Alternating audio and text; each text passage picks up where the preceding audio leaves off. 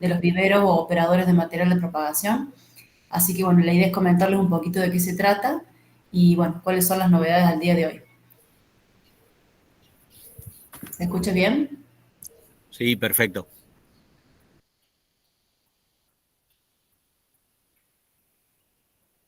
Bueno, ya comencé la grabación.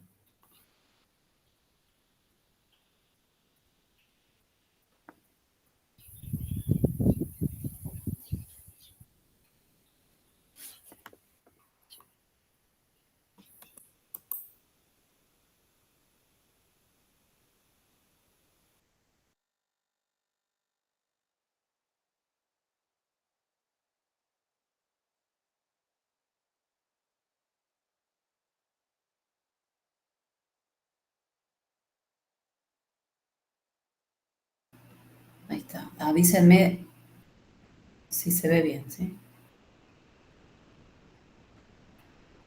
Ahí va. Sí, se ¿Ahí se ve ve. bien? Sí, sí. Perfecto. Bueno, la idea de este encuentro es contarles un poquito acerca de la normativa con la que trabajamos en el programa de material de propagación y micropropagación vegetal. No pretendemos aburrirlos con esto, sabemos que las normativas muchas veces son un poco pesadas y densas, así que bueno, voy a tratar de ser lo más breve y clara posible. No sé si las preguntas están planteadas para el final y quieren ir anotando, bueno, luego podemos responder lo que necesiten. Sí, mejor al final. Perfecto. Bueno, esta charla la hemos, digamos, dividido en tres grandes partes. Un poco contarles cuál es nuestra función y nuestra misión como organismo, y luego sí ir en sí a lo que nos compete, que es el registro de operadores de material de propagación. Y finalmente, Virginia les va a contar acerca del documento de tránsito vegetal, que creo yo es la parte más interesante y más importante, más concreta, que ustedes van a poder palpar y que tener, digamos, bien clara al momento de mover materiales. Bueno, yo siempre cuento esta historia porque al SENASA siempre y antiguamente se lo ha vinculado con Servicio Nacional de Sanidad Animal. Así fueron sus inicios a principios del siglo pasado. El SENASA en lo que es en el trabajo de la sanidad animal tiene un largo recorrido, más de un siglo con esta función, y nosotros en el área vegetal somos un poco más nuevitos en esto. Recién en el año 96, en 1996, se fusionó con el Instituto de Vegetal y ahí comenzó el SENASA a desarrollar actividades en cuanto a la sanidad y calidad de los vegetales, por lo que el nombre finalmente se compuso como Servicio Nacional de Sanidad y Calidad Agroalimentaria. En este servicio está encargado de ejecutar todas las políticas nacionales en materia de sanidad y calidad animal, vegetal y de inocuidad en los alimentos. Y siempre en un marco internacional. Nosotros, digamos, todas las políticas nacionales están vinculadas internacionalmente. No son un mero capricho, digamos, según la política de turno, sino están vinculadas en un marco internacional y, por ejemplo, lo que son todas las políticas referidas a la sanidad animal están relacionadas con la OIE. Todo lo que está vinculado a los alimentos con el Códex Alimentario y todo lo que está vinculado a la sanidad y calidad de los vegetales está normado por la FAO. La función nuestra, entonces, será verificar que toda la normativa vigente, tanto nacional y la internacional vinculada, se cumpla, y focalizado siempre a evitar el ingreso y la dispersión de enfermedades animales y vegetales. También poder prevenirlas, controlarlas y erradicarlas. El SENASA también elabora esta normativa, es decir, adapta todo lo internacional en normativas nacionales y fiscalizamos ese cumplimiento de esa normativa. Y en definitiva, lo que hacemos es mantener el estatus fitosanitario, no solamente nacional, sino también por regiones. Por ejemplo, la región al sur del río Colorado es zona libre de mosca de los frutos. Entonces, eso nos permite como país poder comercializar nuestros productos que se producen al sur del río Colorado, comercializarlos como libres de mosca de los frutos. Por eso es que tenemos ciertos mercados abiertos, ciertos mercados internacionales abiertos a este comercio. Y nuestra función también sería mantener esos mercados abiertos, mantener las economías regionales. Por eso es tan importante. Y en definitiva, nuestra misión es cumplir las funciones para dar respuesta a estas demandas y exigencias nacionales e internacionales en todo lo relacionado a la protección zoofitosanitaria. ¿Cómo hacemos para cumplir con esta función, con esta misión que tenemos? El SENASA es un organismo nacional, de competencia nacional. Pero además sabemos y entendemos que nuestro país es muy amplio, digamos, las condiciones climáticas, las producciones que tenemos. Por ello, para atender mejor a estas necesidades, es que está dividido en centros regionales. Ahí en el mapa van a ver que la provincia de Córdoba corresponde a un solo centro regional. En otros casos, varias provincias, por ejemplo, Mendoza, San Juan, La Rioja, hacen otra región que es Cuyo. Y en otras situaciones, como es el caso de la provincia de Buenos Aires, la misma provincia de Buenos Aires cuenta con 2 centros regionales sumado a la, digamos, región metropolitana que tiene su sede en Cava, en la ciudad autónoma. La estructura de cada centro regional sigue la estructura y el organigrama de lo que es el SENASA en sí. Entonces, así como el SENASA como organismo tiene un presidente, cada centro regional tiene su director nacional. En nuestro caso es el médico veterinario Gustavo Zabaleta. Y dentro de este centro regional se compone de distintas áreas,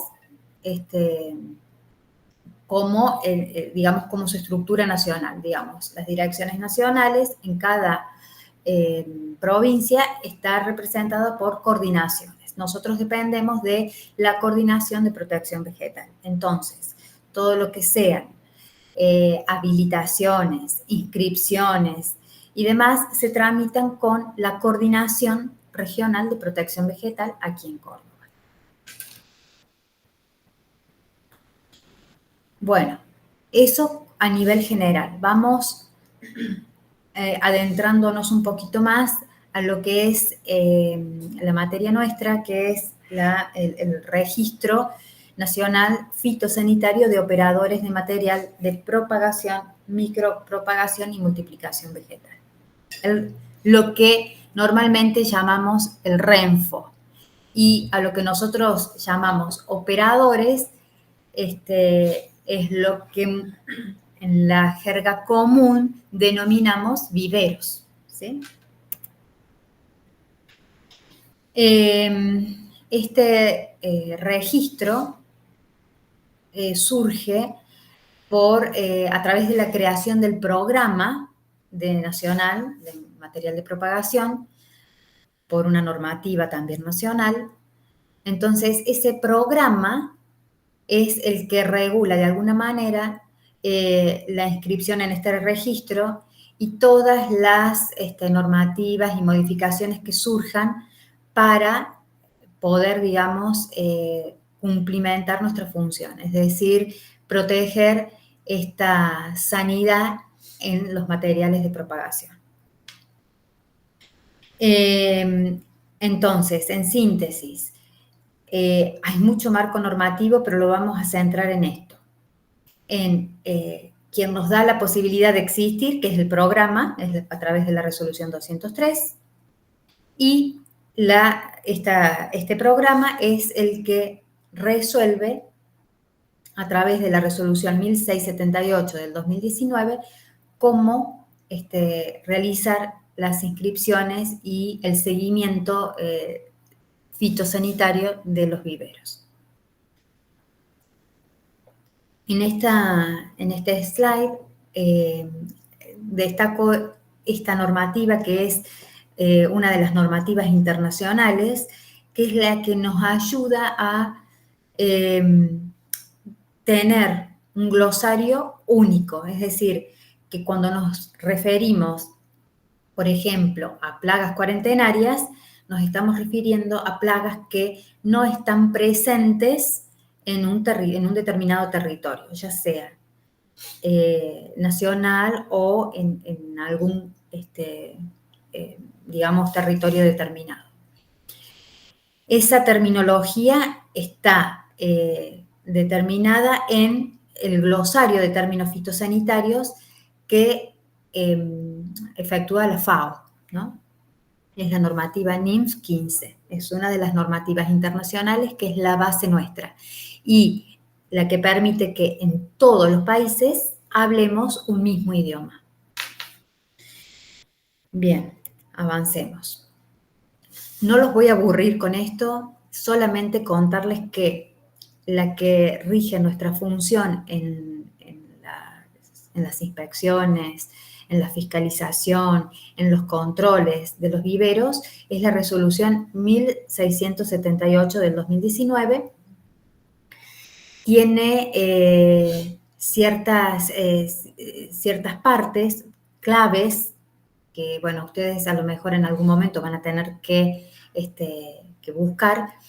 Entonces, la primera parte habla de los lineamientos generales y también hay un artículo en particular que habla del glosario, ¿no? Que les comentaba recién con el tema de la NIMF. Bueno, esta resolución trae ese glosario NIMF y lo aclara en uno de los artículos para que cuando hablemos de cierta terminología podamos tener un común acuerdo. Después de los lineamientos generales, se describen los requisitos en distintos artículos y la forma en la que cualquier usuario pueda hacer una inscripción del vivero, es decir, los pasos a seguir, que van de los artículos 5 a 10. La vigencia del trámite, que ya después vamos a aclararla bien en otro slide más adelante. Después, la categorización y las obligaciones de los operadores de material de propagación, como así también de los responsables técnicos.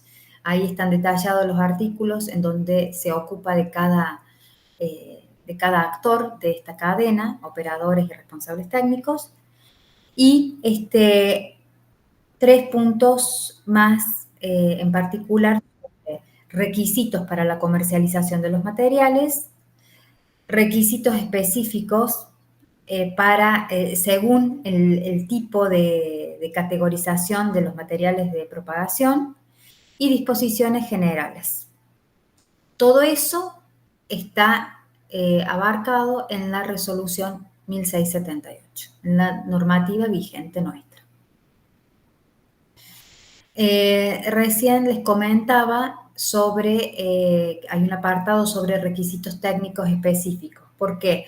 Porque lo que hace esta normativa es focalizar en las especies que son de riesgo, es decir, o mejor dicho, en los grupos de especies que pueden tener algún riesgo en función de las plagas cuarentenarias, es decir, de aquellas plagas que no están presentes. Nosotros atendemos y tenemos puesto el foco ahí, en aquellas plagas o enfermedades que no están y que no queremos que aparezcan. Y no queremos que aparezcan porque pueden afectar a una economía regional, porque pueden cerrar un mercado en el exterior o porque pueden afectar también a niveles económicos una producción de una región o la flora y la fauna nativa también. Estos grupos de riesgo son los cítricos, el material de propagación cítrico, el material de propagación de vid y olivo, el material de propagación del género Prunus, el material de propagación forestal, en particular de las especies salignas, el material de propagación de papa y finalmente el material de propagación en ornamentales. Lo mencioné así, en ese orden, y no como lo están viendo, por el nivel de riesgo. Bueno, ¿cómo hacer si yo tengo un vivero y lo quiero inscribir? En la página del SENASA, Argentina Gobar, están todos los requisitos y todos los pasos a seguir. Si ustedes escriben ahí en búsqueda de trámites y ponen Renfo, les va a aparecer esta página que los va a llevar directamente al inicio del trámite, un trámite a distancia, ingresando por la plataforma de AFIP con la clave fiscal. De ese modo, o sea, si ustedes hacen clic en ese link verde que están viendo en el margen derecho a mitad de pantalla, es el que los va a llevar a la página de AFIP a entrar con clave fiscal. En ese link, ustedes lo que van a poder hacer es inscribir por primera vez un vivero, reinscribirlo o dar de baja en el caso de que quieran cambiar de razón social o que no quieran trabajar más con el vivero.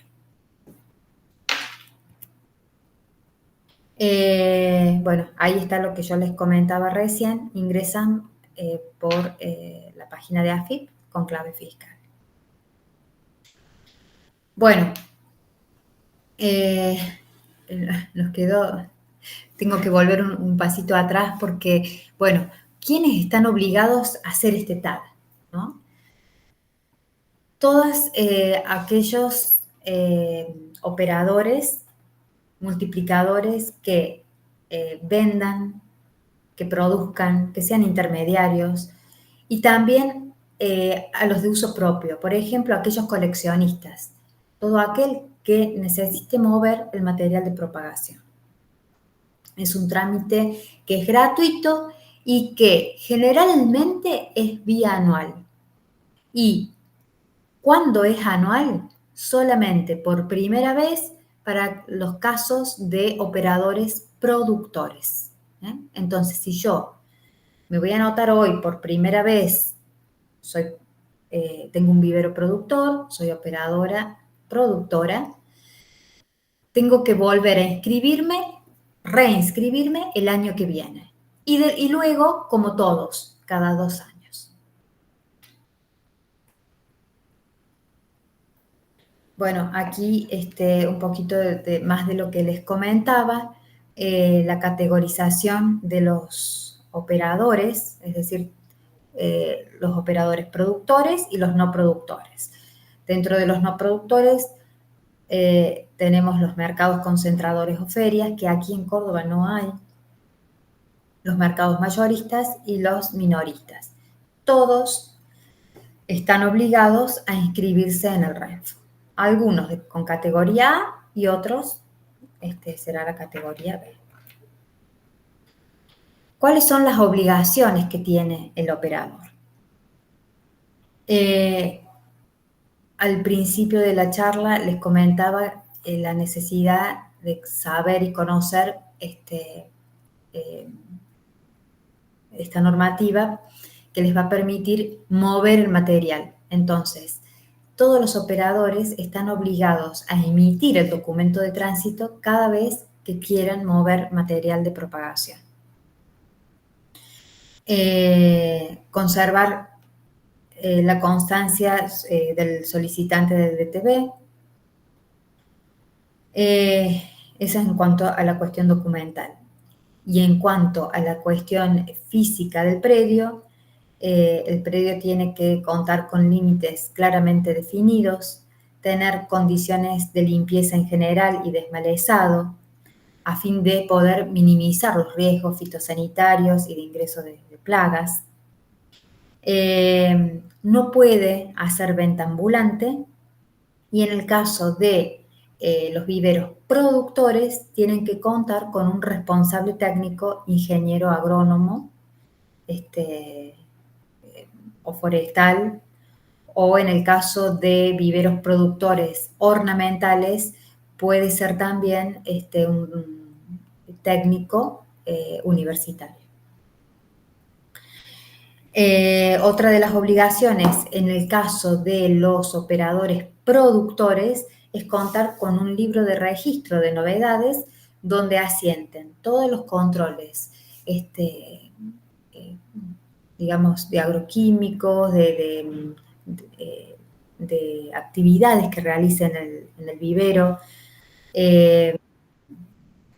y también en el caso que llegue a detectar sintomatología de alguna plaga, también deberá asentarla en el libro de registros.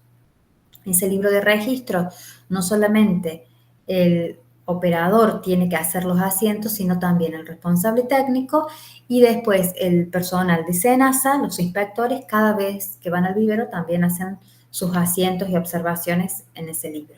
Vale decir que es una herramienta de muchísima utilidad. ¿Por qué? Porque va sacando fotos, este libro, de lo que va ocurriendo en el vivero. Es un libro que se puede comprar en cualquier librería como libro de actas, que tiene que estar foliado, y nosotros, cuando vamos por primera vez al vivero, hacemos la apertura de ese libro, hacemos el primer asiento. Bueno, en cuanto a los responsables técnicos, hay 2 categorías para los responsables técnicos, categoría A y categoría B. La categoría A serían todos los profesionales, y la categoría B es lo que les comentaba recién del técnico universitario.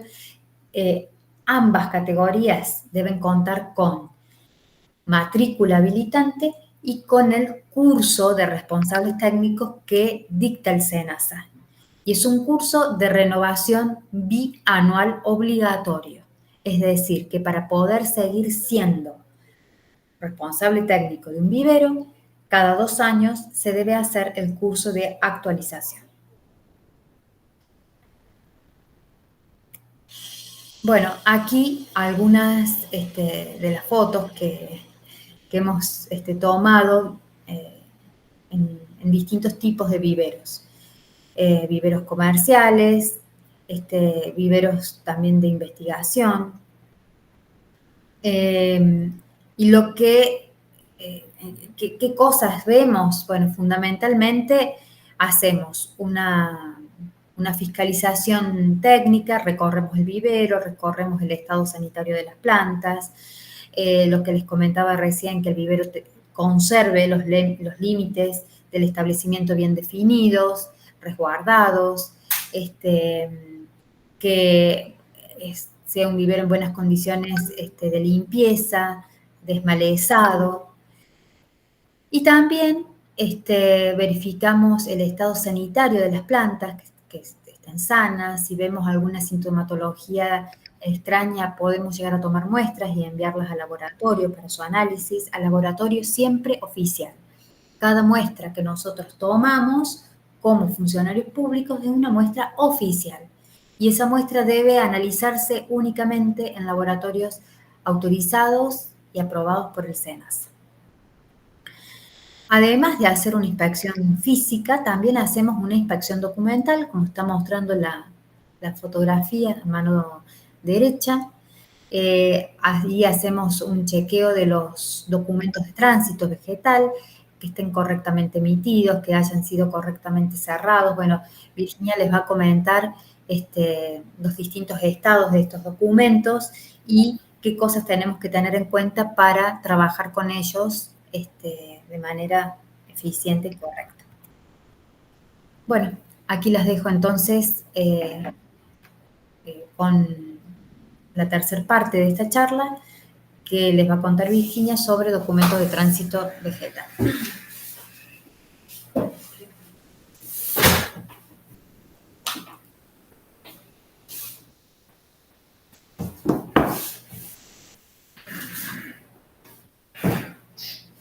Bueno, ¿cómo vamos hasta acá? Jackie anda diciéndome para saber si... Bien, todo bien. Todo bien. No están dormidos, que ahora se van a dormir un poco más, ¿sí? No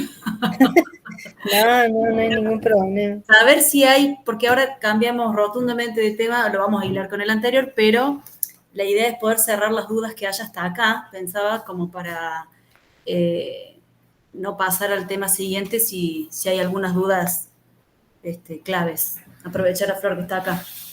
Pueden levantar la mano para hacer preguntas. Yo no los veo, Jackie, vemos solo la pantalla de la presentación, así que espero tus indicaciones. Sí. Victoria, podés preguntar. Hola, buenas tardes, ¿cómo están? Bien. Soy Ailen, trabajo en un vivero municipal de la localidad de Salsipuedes y nosotros somos un vivero productor de especies nativas del bosque chaqueño serrano. Nosotros también nos deberíamos inscribir. ¿Cómo es la trazabilidad, cómo se estudia la trazabilidad de las semillas de las nativas? Bien. Vamos. Arranco con el tema de trazabilidad. El tema de trazabilidad, ahora lo vamos a explicar bien, pero es todo lo que respecta a material de propagación, excepto semilla botánica.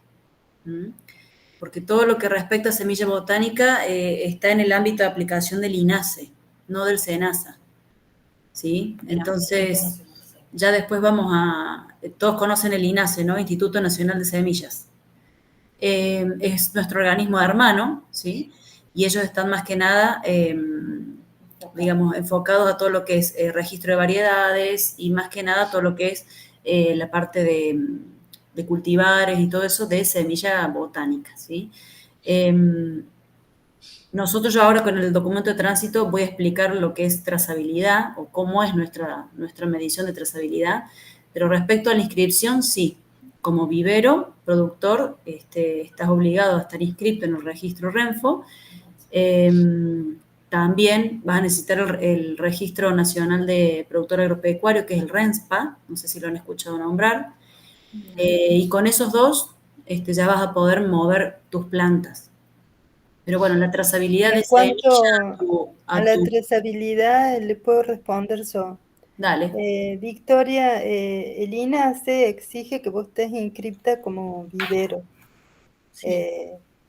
Pero en lo que hace a la inscripción de los materiales que vos estás utilizando para el vivero, eso todavía está demorado por el hecho de que la resolución 318/18 que derogó el INASE en el año 2018, por eso es /18, necesita la adhesión de las provincias. Y todavía no, a pesar de que ya se firmó la adhesión, está pendiente las áreas productoras de semillas nativas porque la provincia está haciendo leyes para legislar el uso de esas semillas. Y eso hace como 2 años que está, el gobierno anterior lo iba a resolver, quedó en demora y como hay nuevas autoridades, sigue todavía esa resolución de darse. Pero la idea Claro, es que estamos en una sean zona gris. áreas productoras de semillas de nativa. ¿Mm? Bien. Bueno, ¿alguien Muchas más gracias. quiere hacer preguntas? No sé si quedó claro el tema de la inscripción, si cabe en este caso. De todas formas, cuando se inscriben en uno de los formularios que ustedes completan en el trámite a distancia, tienen que declarar el origen de ese material, ¿sí? Entonces, en ese caso sí, bueno, vos podrás declarar, digamos, o hacer alguna observación con puño y letra de dónde te abasteces vos para la producción de plantas madre. ¿Mm? Pero no hace falta un registro más anterior a ese. Bien, muchas Perfecto, gracias. Semilla. De nada. ¿Alguna pregunta más? De todas maneras, nosotros al final de la charla vamos a dejar nuestros contactos para cualquier duda que tengan y que necesiten asesoramiento para la inscripción, tanto en el registro del RENSPA como del RENFO, bueno, puedan comunicarse con nosotros. Todos los registros estos son gratuitos, ¿sí? Entonces, el RENSPA es un registro mucho más ágil, mucho más rápido. A lo sumo en 72 horas tienen la inscripción, es un trámite online, netamente online, donde, ¿qué persigue este registro? Vincular la superficie de la tierra, independientemente de digamos, cómo sea la tenencia de esa tierra, con el productor, con quien produce y lo que produce. Es el comienzo de la trazabilidad del producto final para nosotros. Es decir, quién lo hace y en dónde. Para eso sirve ese registro, arroja esos datos. Y con mayor detalle, para el material de propagación, se complementa este registro con el RENFO, con el registro del RENFO, que es el del operador. Es decir, donde vamos a contar de dónde se obtiene las plantas madres, contar un poco más en detalle lo que nosotros necesitamos conocer fitosanitariamente, es decir, donde podemos contar con un libro de registros para hacer el seguimiento del material, de la sintomatología, poder conocer también hacia dónde se mueve el material, de dónde viene y para dónde va, para poder conocer, digamos, que las posibilidades y minimizar el riesgo de dispersión de plagas. Es decir, ese es el complemento del RENSPA, del RENF. Por eso son tan importantes los dos registros. Y bueno, y para cualquier consulta vamos a estar abiertas, vamos a dejar el correo electrónico para lo que necesiten. Y ahora Virgil les va a seguir contando sobre este documento que es muy interesante, que presten atención, traten de sacarse todas las dudas y bueno, cualquier duda que quede lo mismo, ¿no? Bueno, estamos hasta acá entonces. Avísame, Jackie, si quieren hacer un impasse, ¿no? Si no, terminaríamos con esta parte. No, supongo que continúa y después, si quedan algunas preguntas, las hacen. Ok. Total, estamos dentro Vamos a terminar entonces antes del tiempo estipulado. Bueno, el documento de tránsito vegetal electrónico nació justamente para darle una mayor importancia y una mayor utilidad en el caso nuestro como organismo controlador o fiscalizador desde el punto de vista de la trazabilidad. Porque hasta recién estábamos viendo cómo hacemos para identificar y localizar a los operadores productores o no productores. Y retomando de nuevo la misión y la visión del organismo, que es velar y garantizar el estatus fitosanitario regional y del país, incluso para determinadas especies vegetales y respecto a determinadas plagas, ¿sí?, animales o vegetales, necesitamos conocer dónde están las especies vegetales, cómo se mueven y hacia dónde se mueven, ¿sí? Eso es el ABC de cualquier sistema de trazabilidad.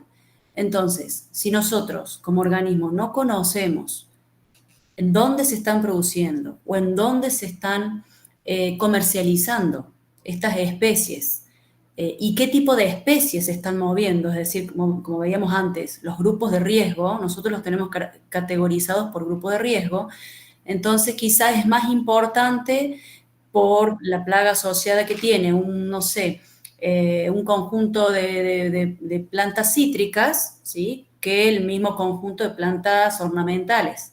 ¿Sí? Es más importante para nosotros el movimiento de las cítricas, ya vamos a ver por qué. Entonces, conocer desde dónde salen y hacia dónde se mueven es nuestro insumo, ¿sí?, para saber qué, digamos, qué marco tenemos y hasta dónde llega la posibilidad o el riesgo fitosanitario de dispersión de plagas, ¿sí? ¿Por qué? Porque digamos, ahora, por ejemplo, actualmente estamos bajo emergencia fitosanitaria de langosta, no sé si algunos habrán escuchado, en el norte de Córdoba y en muchas de las provincias del norte del país. Entonces nosotros estamos permanentemente buscando focos, ¿sí?, de plagas que no tenemos o que sí tenemos y de golpe tienen un crecimiento exponencial que se tornan totalmente dañinas o nocivas en cuanto a lo que es la dimensión y la posibilidad de propagación.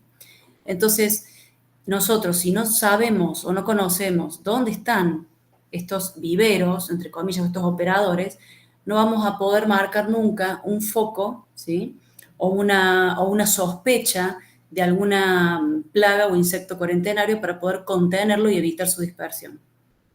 ¿Se entiende? Entonces, nosotros necesitamos conocer dónde están todos los miembros de la cadena, ¿sí?, para poder contener una plaga, ¿sí?, y que no se disperse de forma exponencial.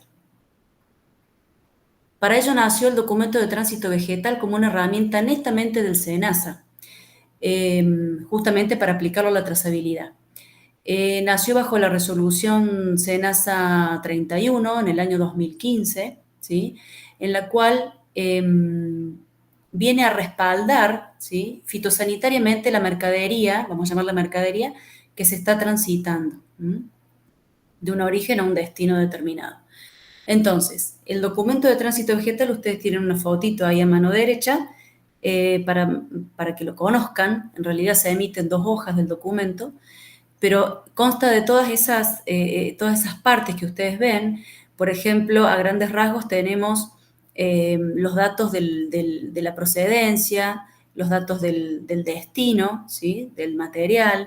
Tenemos incluso, se genera un código QR y un número de trazabilidad, que es que uno lo puede cotejar en el sistema nuestro o haciendo una llamada a un 0800, que es el CUBE, es decir, el Código Único de Verificación Electrónica. ¿Para qué sirve esto? Para que ante un DTV en mano uno pueda constatar o saber si ese documento es verídico o no, y ver si lo que está declarado ahí coincide con lo que se está transitando.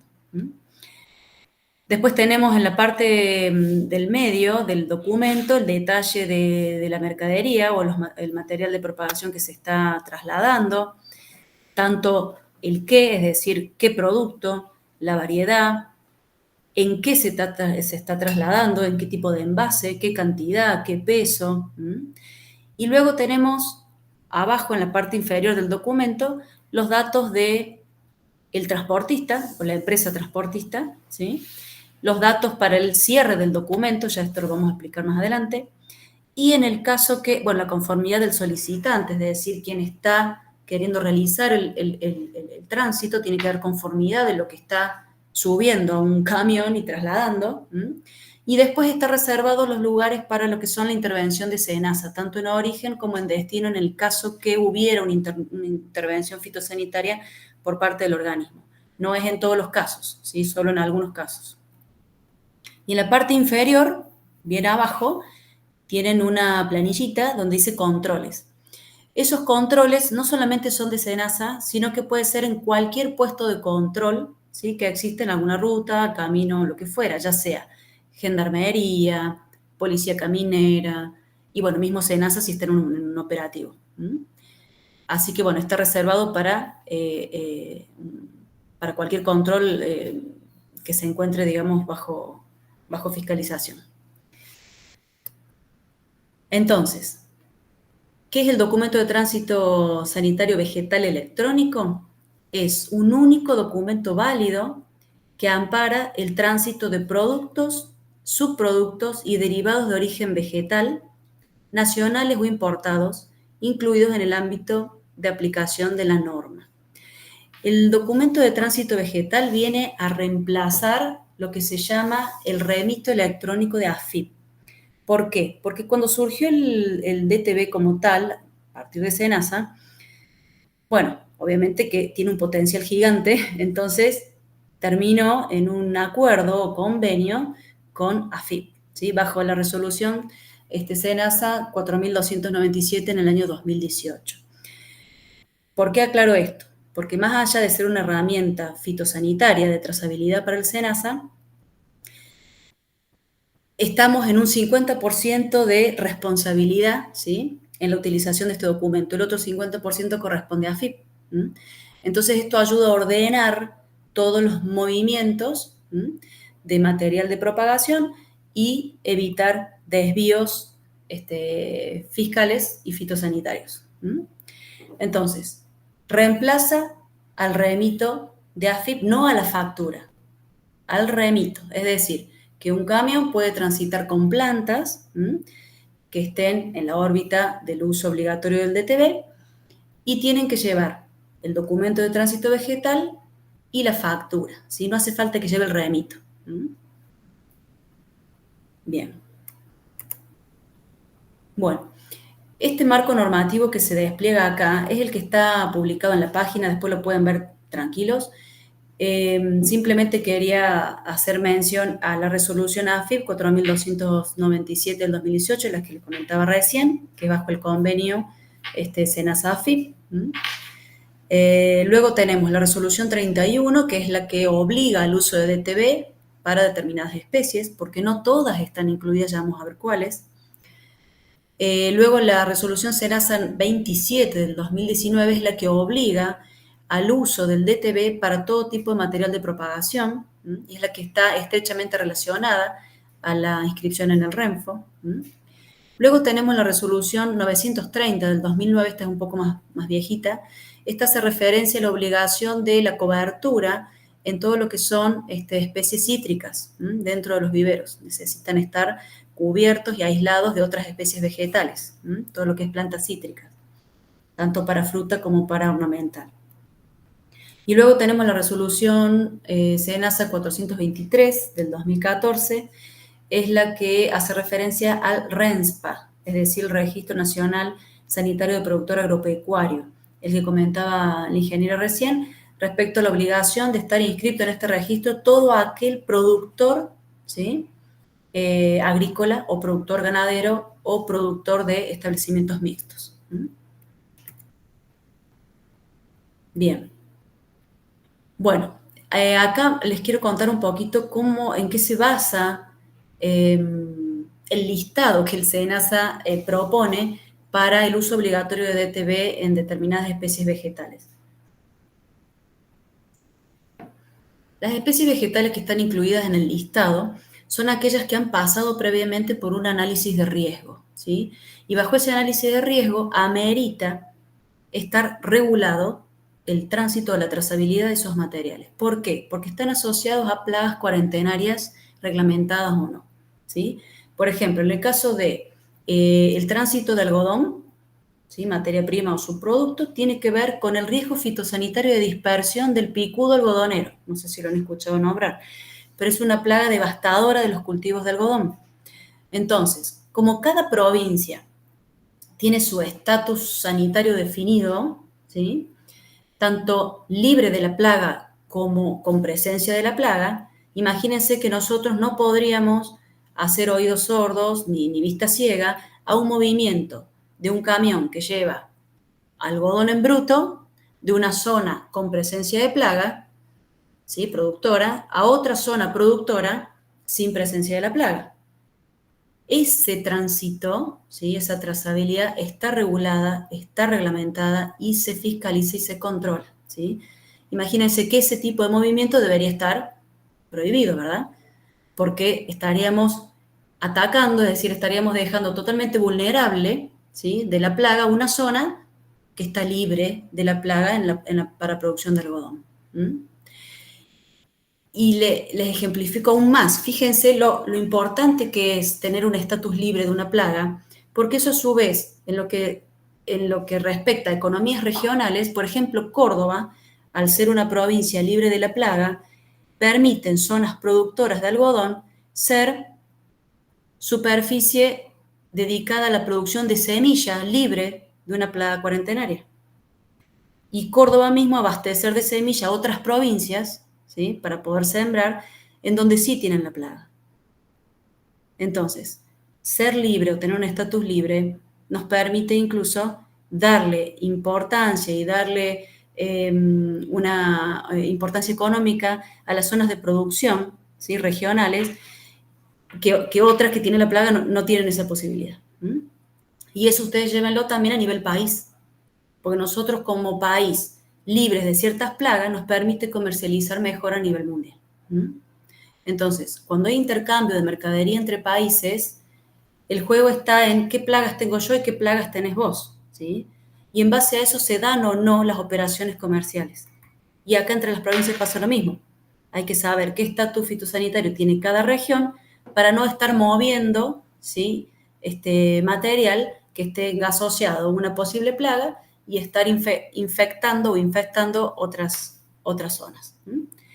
Con este ejemplo equivale a todas las especies vegetales que vamos a nombrar, tanto con plagas frutales como con plagas para cultivos industriales, o por ejemplo, bueno, como tienen acá los cítricos, está relacionado al Guanglobin, que es una enfermedad muy devastadora en cítricos, ya se los voy a comentar después, que a su vez, tienen vectores asociados, es decir, que la enfermedad no se mueve por su propio medio solamente, sino a su vez por insectos vectores. Entonces, ahí es donde se complica o se complejiza el riesgo fitosanitario, ¿sí? Pueden tener zonas totalmente afectadas con la enfermedad y con presencia del vector, o zonas sin la enfermedad y con presencia del vector, y zonas libres de la enfermedad y libres del vector. Entonces, todo eso el SENASA lo necesita conocer y poder regular todos esos movimientos para evitar la dispersión de plagas y enfermedades de importancia cuarentenaria. Entonces, cada especie que se va adicionando al listado de uso obligatorio del DTB, ¿sí? Lo va a hacer de forma progresiva y de acuerdo a criterios de análisis de riesgo para el resguardo del estatus sanitario de cada región. Este es el listado que está publicado en la página y que, como les comenté recién, no es un listado estático, sino que está en permanente revisión, ¿sí? Entonces, seguramente este listado va a ser cada vez más grande en la medida que se sigan adicionando o sumando especies vegetales al uso obligatorio del DTB. Por lo pronto, las que están obligadas al día de hoy son las que ustedes ven en la diapositiva y son las que están publicadas en la página. Fíjense que lo que nos atañe a la clase de hoy es el penúltimo punto que dice todo tipo de material de propagación, micropropagación y o multiplicación vegetal. Llámese plantas, plantines, injertos, yemas, estacas, barbados, tubérculos, etc., a excepción de semilla botánica. Y ahí está la aclaración para la señorita que consultó recién, ¿sí? todos aquellos materiales vegetales que no estén incluidos en este listado y necesiten pasar barreras fitosanitarias, límites interprovinciales o límites internacionales, lo tendrán que hacer con una declaración jurada de producto y subproducto de origen vegetal que es por autogestión a través de un link que lo pueden encontrar aquí mismo en la página de SENASA. Bien, ¿hasta ahí estamos? Pues mucha información. Sí, si querés, me das un Perfecto. segundo que dejo de grabar y vuelvo a grabar. Dale, avísame. Bueno.